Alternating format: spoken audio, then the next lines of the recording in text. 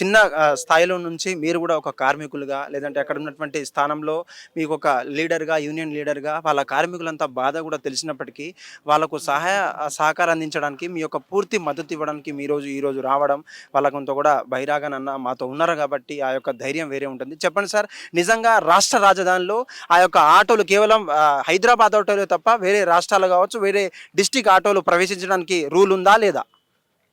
గతంలో హైదరాబాద్ మహానగరానికి హైదరాబాద్ జిల్లా వేదిక అనేది ఉండేది. ఇవాళ చుట్టుముట్టు మొత్తం తెలంగాణ రాష్ట్రంలో ఈ రాష్ట్ర ప్రభుత్వం కలిగించినటువంటి ఇబ్బందుల వల్లనే ఇక్కడికి రావడం జరిగింది. వీళ్ళంతా జీవన ఉపాధి కొరకై పొట్టకూటి కోసకం పిల్లల భవిష్యత్తు నిర్వహించుకొని ఊర్లో వ్యవసాయం చేయలేక ఎంతో ఇబ్బంది పడినటువంటి కుటుంబాలు ఇవాళ బతకడానికి హైదరాబాద్కు వలసకు వచ్చినటువంటి పరిస్థితులు ఎన్నో ఉన్నాయి. వాస్తవానికి ప్రభుత్వం ఏదైతే డిక్లరేషన్ చేసినాయో ఆ విధంగా రూల్ ఉంది. ఏది డిస్టిక్ ఆటోలు ఇక్కడికి రావద్దు, హైదరాబాద్ పర్మిట్ ఉండాలనే రూలు ఆర్టీఓ అధికారులు కానీ ప్రభుత్వాలు ఎన్నో ఏళ్ళ నుంచి ఉన్నాయి. దాంట్లో ఇది ఖచ్చితమైనటువంటి నిర్ధారణనే ఇది. కానీ మేమేం అడుగుతా ఉన్నాం, గత 10 ఏళ్ళు ఆ ప్రభుత్వాన్ని వాళ్ళ ఆస్తులు వాళ్ళ ఇండ్ల ఆస్తులు ఏం అడగలే. ఇప్పుడు వచ్చినటువంటి ప్రభుత్వాల ఇండ్ల ఆస్తులు కూడా అడగలే. నేను ఇప్పటిదాకా చూసిన మొన్ననే రీసెంట్గా ఒక 4-5 రోజుల కింద అందరు చూసారు వాట్సాప్లలో, సోషల్ మీడియాలలో, ఆటో డ్రైవర్ ఒక ఆటోలో పడుకొని చనిపోయిండు. ఏ విధంగా చనిపోయిండని ఏ పోలీస్ అధికారులు కూడా ఇన్వెస్టిగేషన్ చేయలే. ఎందుకు చేయలే అంటే మేము అనామోకలం అయిపోయినాం. ఇవాళ ప్రభుత్వాలకు ఓటు రాజకీయంగా మారుతున్నాం, కానీ కార్మికుల పక్షాన నిలబడే ప్రభుత్వాలు ఏవి కూడా మాకు సహకరిస్తలేవు. ఇవాళ తెలంగాణ రాష్ట్రంలో కాంగ్రెస్ పార్టీ మేము 45,000 ఆటోల పర్మిషన్లు ఇచ్చినామని చెప్పింది. వాస్తవానికి ఇది మా కార్మిక చట్టం నుంచి కొట్లాడినాం. వాస్తవమే. ఎవరి గురించి కొట్లాడినాం? మార్వాడీలకు, దళారులకు గురించి కొట్లాడలే.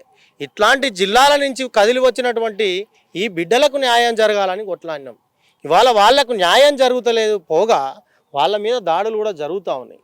దీన్ని కమిషనర్ ఆఫీసు అధికారులు గుర్తించలేక మళ్ళీ ఎవరైతే ఇవాళ మీరు చూడొచ్చు, తెలంగాణ రాష్ట్రంలో హైదరాబాద్ మహానగరంలో ఎవరైనా ఉపాధి కొరకు రావచ్చు. ఇక్కడ తెలంగాణలకు 100% అయితే హక్కు ఉంది కదా. మేము కొట్లాడి తెచ్చుకున్నాం కదా ఈ తెలంగాణను.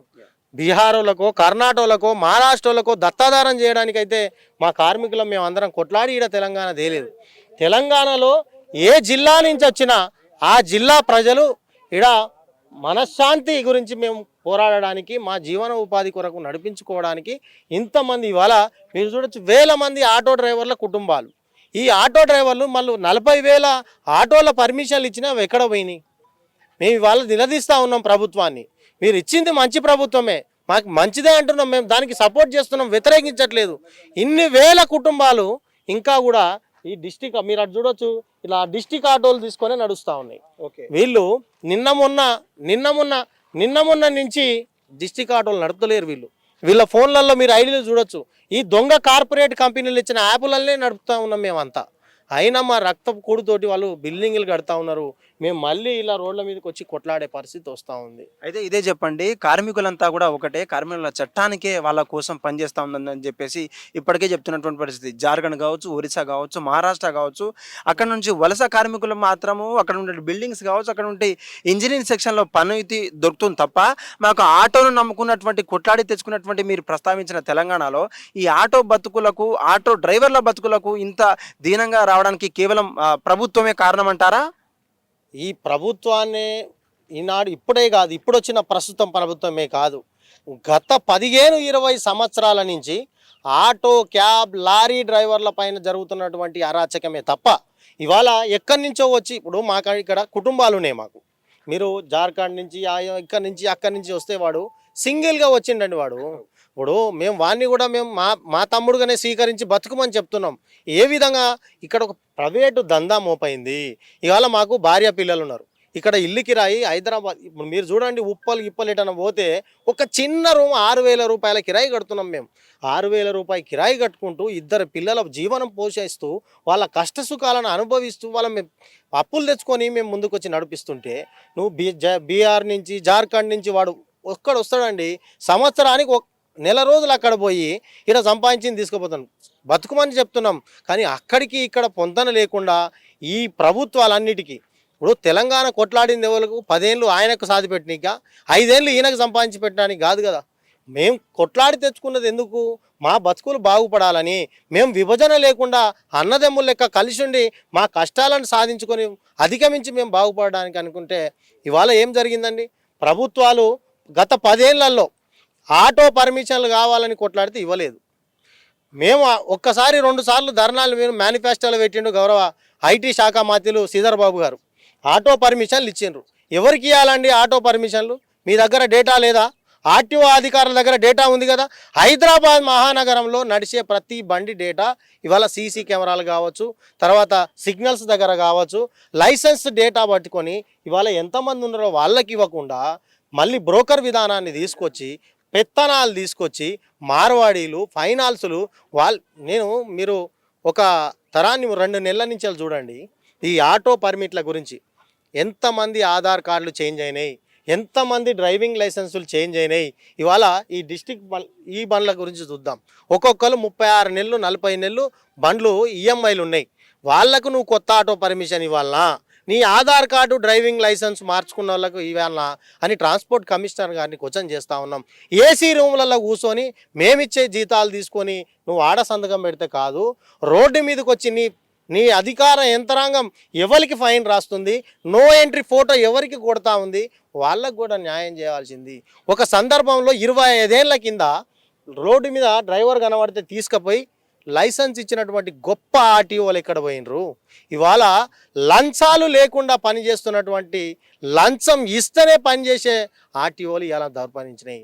ఇవాళ నిన్న మళ్ళా ఆర్టీఓ ఛార్జెస్ పెంచిండ్రు, లైసెన్స్కి ఇంత పెంచిండ్రు, పర్మిట్కి ఇంత పెంచిండ్రు. ఖజానా మొత్తం మీద నింపుకోవడానికి ప్రయత్నం చేస్తురే తప్ప మాకు మాత్రం జరిగే న్యాయం ఏమీ లేదని ప్రభుత్వాన్ని, రేవంత్ రెడ్డి గారి సర్కార్ని కోరుతా ఉన్నాం. ప్రభుత్వాన్ని నిలదీయడానికి మాకు ఈజీయే, కానీ 10 ఏళ్ళు ఆయన దోసుకుపోయిండు, 5 ఏళ్ళు ఈయన దోసుకుపోయిండు.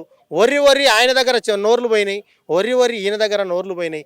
ఎంతో కొంత మా సమస్యలు వింటదేమో అని నేను గెలిపించుకున్నామే తప్ప మా మీద ఎక్కి తొక్కితే మా డిస్టిక్లలో వీళ్ళని ప్రజలు గారా అండి? ఒక్కొక్క డ్రైవర్ దగ్గర 5 ఓట్లు ఉన్నాయండి. మా దగ్గర మా అత్తగారు చూసుకుంటే 10 ఓట్లు అవుతాయి, మా బామ్మారిదిని తలుచుకుంటే 20 ఓట్లు అవుతాయి, మా బామ్మారిది రిలేషన్ చూసుకుంటే 25 ఓట్లు ఉంటాయి మా దగ్గర. ఒక్క ఇంట్లో 20 ఓట్లు ఎవరికి వేయాలి అంటే ఈ ఆటో డ్రైవర్ని రేపు పొద్దుగాల నేను నిలబెట్టాలి కదండి. మీరు ఇవాళ మా కార్మికులకు పొట్ట కొడుతున్నారు కదండి. రేపు పొద్దుగాల ఈ ఆటో డ్రైవర్ నామినేషన్ వేస్తాడు, ప్రతి మండలాల్లో నీకు వ్యతిరేకంగా నామినేషన్ వేస్తాడు. నీ పరి ఎక్కడ పోవాలి? ఇవాళ కేటీఆర్ని అడుగుతా ఉన్నాం, నువ్వు ఆటో ఏదైంది ఉచిత బస్సు పథకం మీద వీళ్ళకు 12,000 రూపాయలు ఇవ్వాలని కొట్లాడినావు. అది జిల్లావానికి ఇస్తావా, హైదరాబాద్లో పర్మిట్ ఉన్న వాళ్ళకి ఇస్తావా? ఏం క్లారిటీ లేదు. వీడియోల కోసం, ఫోటోల కోసం, ప్రచారాని కోసం ప్రజలను మభ్యపెట్టి మళ్ళీ రాజకీయ ఎత్తుగడల కోసం ఆయన తిరుగుతుండు. ప్రభుత్వాన్ని ఎట్లా పాలించాలనో తెలియక ఈయన తిరుగుతుండు. ఎక్కడ ఏం తిరిగినా కార్మికులకే నష్టం జరుగుతుంది. కార్మికులు కట్టుపుతోని పోరాడుతూనే ఉన్నారు, రోడ్ల మీద చచ్చిపోతూనే ఉన్నారు, రోడ్ల మీద బతకకుండా పోతూనే ఉన్నారు. ఒక డ్రైవరు ఏ విధంగా ప్రొఫెషనల్, వీళ్ళంతా ప్రొఫెషనల్ కాదండి. వీళ్ళంతా చూడండి ఇంత కాకి షర్ట్లు వేసుకొని ఇంత నిమ్మలంగా ప్రొఫెషనల్గా ఉన్నారు. వీళ్ళని పట్టుకొని ఇష్టం వచ్చినట్టు ఫైన్లు, విచ్చరవిడిగా వాళ్ళ మీద ధర్నాలు, రాస్తారోకలు ఎవరు చేస్తున్నారు? మళ్ళా తోటి డ్రైవరే చేస్తూ ఉన్నాడు. ఇదో పెద్ద ముఠా తయారైపోయింది. మీరు చూడండి ఓల్డ్ సిటీ సైడ్ పోతే పెద్ద కుంభకోణం జరుగుతూ ఉంది. ఇవాళ ఆటో నడపడానికి వ్యక్తికి కూడా నువ్వు ఆటో పర్మిషన్లు ఇచ్చినావు. 10 రోజులల్లా 10,000 ఆటోలు కొనేస్తారా అండి? 20 రోజులల్లా 20,000 ఆటోలు పోయినాయా అండి? అంటే ఎంతమంది డ్రైవర్లు ఉన్నారండి? వీళ్ళు డ్రైవర్లు కాదా అండి? వీళ్ళంతా డిస్టిక్ ఆటోలు తెచ్చి బతుకుతలేరు. మరి వీళ్ళకి న్యాయం జరగలేదు. ఎవరికి న్యాయం జరిగింది? నువ్వు ఎవరికి అమ్ముకున్న ఆటోలు అని కమిషనర్ని డిమాండ్ చేస్తున్నాం. ఈ వేదికగా మేము ప్రభుత్వాలను, కమిషనర్ను మేము డిమాండ్ చేస్తూ ఉన్నాం. నువ్విచ్చిన 20,000 ఆటోలు ఎవరింటికి పోయినాయి? ఏ బ్రోకర్ ఇంటికి పోయినాయి? మా ఇంటికి అయితే రాలేదు.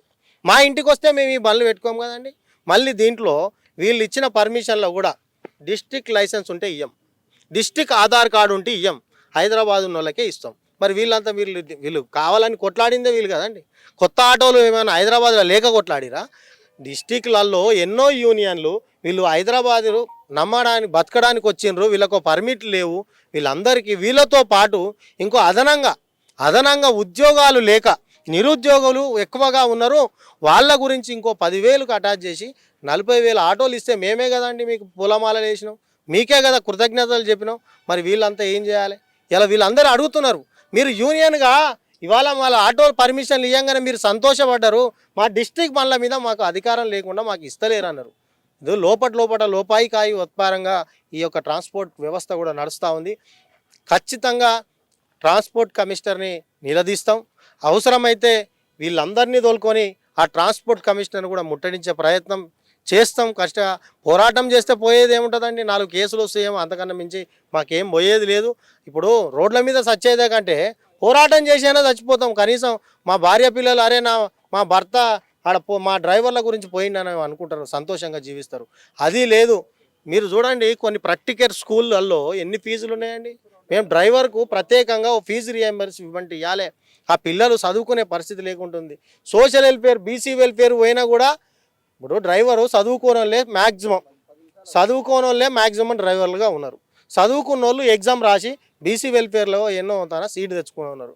అరే ఈయనకు తెలియలేదు, ఓ రికమెండేషన్ సీటు పోతానంటే సీటు ఇయ్యరు.